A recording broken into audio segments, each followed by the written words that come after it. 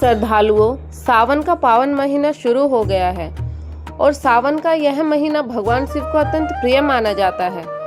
कहते हैं कि जो भक्त श्रद्धा, विश्वास और सच्चे मन से सावन सोमवार का व्रत करता है, भगवान शिव उसकी हर मनोकामना अवश्य पूर्ण करते हैं।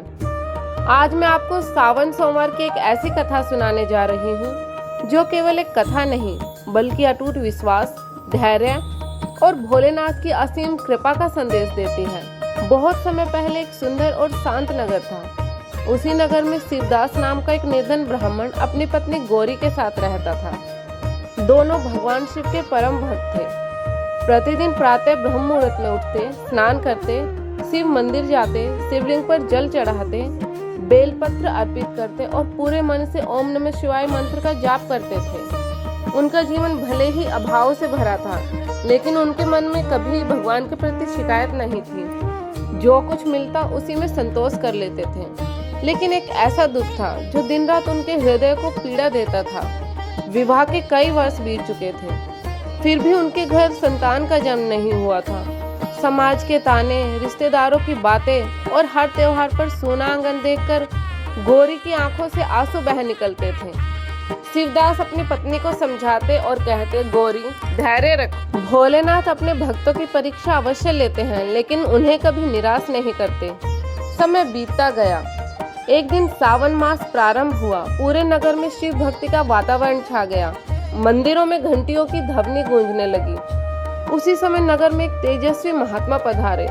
लोग दूर दूर से उनके दर्शन करने आने लगे। शिवदास और गौरी भी उनके पास पहुंचे और अपने जीवन का दुख सुनाया। महात्मा ने कुछ क्षण ध्यान लगाया और फिर बोले, वत्स, आने वाले प्रत्येक सावन सोमवार को पूर्ण श्रद्धा, नियम और विश्वास के साथ भगवान शिव का व्रत करो। किसी भी परिस्थिति में अपना विश्वास मत छोड़ना, भोलेनाथ अवश्य प्रसन्न होंगे। दोनों ने उसी क्षण संकल्प ले लिया। अगले सोमवार से उन्होंने व्रत प्रारंभ किया। सुबह ब्रह्म मुहूर्त में उठते, स्नान करते, स्वच्छ वस्त्र धारण करते, शिवलिंग पर गंगा जल, दूध और बेलपत्र अर्पित करते, दिन भर ओम नमः शिवाय का जाप करते और शाम को आरती के बाद ही व्रत खोलते। लेकिन भगवान अपने भक्तों की परीक्षा अवश्य लेते हैं। पहले सोमवार शिवदास अचानक बीमार पड़ गए। दूसरे सोमवार घर में अन्न समाप्त हो गया। तीसरे सोमवार भारी वर्षा के कारण मंदिर तक पहुंचना कठिन हो गया। चौथे सोमवार कुछ लोगों ने उनका उपहास उड़ाया और कहा, इतने वर्षों से पूजा कर रहे हो, क्या मिला तुम्हें? लेकिन दोनों के विश्वास में तनिक भी कमी नहीं आई।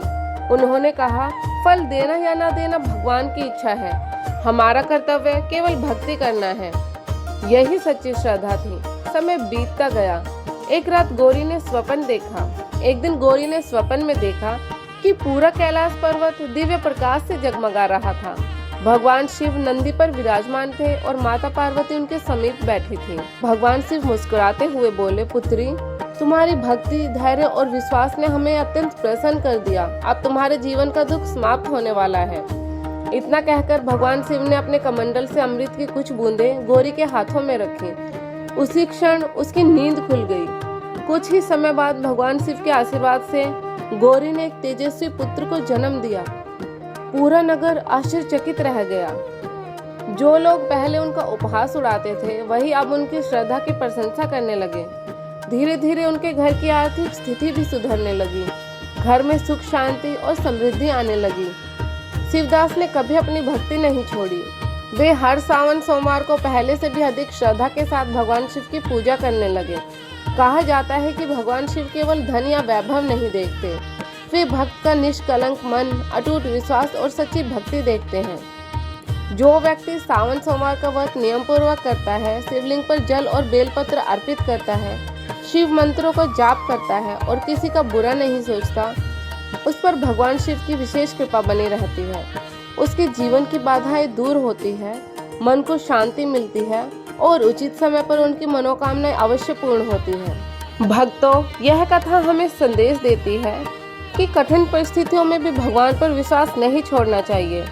धैर्य, श्रद्धा और सच्ची भक्ति से किया गया हर कार्य एक न एक दिन महादेव तक अवश्य पहुंचता है और भगवान शिव उसका फल अवश्य देते हैं। यदि आपको यह कथा पसंद आई हो तो भगवान शिव का आशीर्वाद पाने के लिए कमेंट में श्रद्धा से लिखें, ओम नमः शिवाय।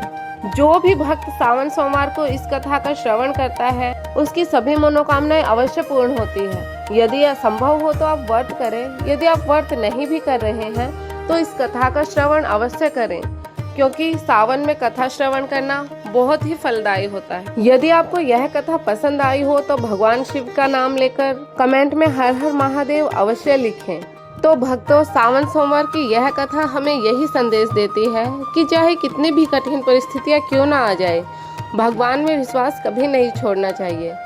धैर्य, श्रद्धा और सच्ची भक्ति से किया गया हर प्रयास एक न एक दिन अवश्य फल देता है। भगवान शिव अपने भक्तों की परीक्षा अवश्य लेते हैं, लेकिन सही समय आने पर उनकी झोली खुशियों से भर देते हैं।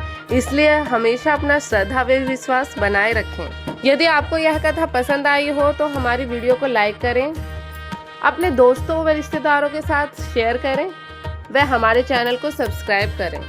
महादेव का आशीर्वाद पाने के लिए कमेंट में हर हर महादेव अवश्य मिलें। ऐसी और भक्तिमय कथाओं के साथ हम आपसे पुनः मिलेंगे। हर हर महादेव।